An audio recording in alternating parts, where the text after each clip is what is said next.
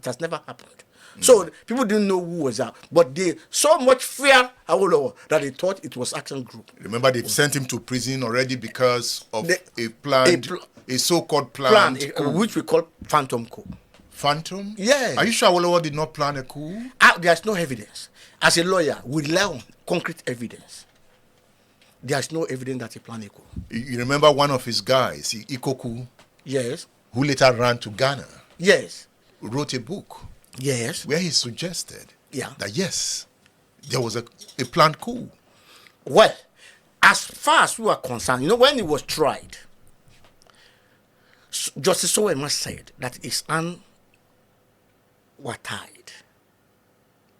And I think on the third day, it was in Kano after the judgment. So when you put 1 + 1 together, you will see that it was a kind of something that he cooked up.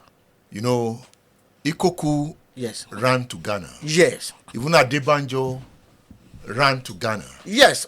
Because they were arrested. Nkrumah housed them. That's correct.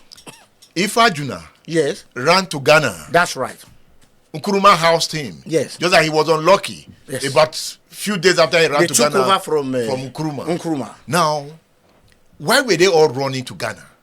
Because Nkrumah himself was also a revolutionary politician of his time. Ademuyega said Nkrumah was happy to receive Ifajuna.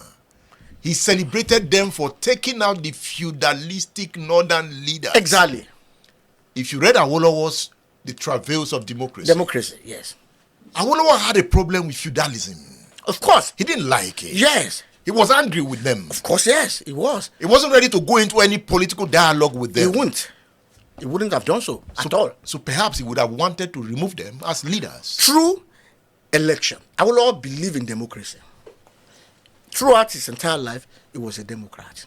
As a matter of fact, when there was a kind of problem in Tribune newspaper, which was the owner, and they wanted to decide about who should be the director, they had to put him to vote. He voted against his son, Awolowo. He voted against him because he believed in democracy.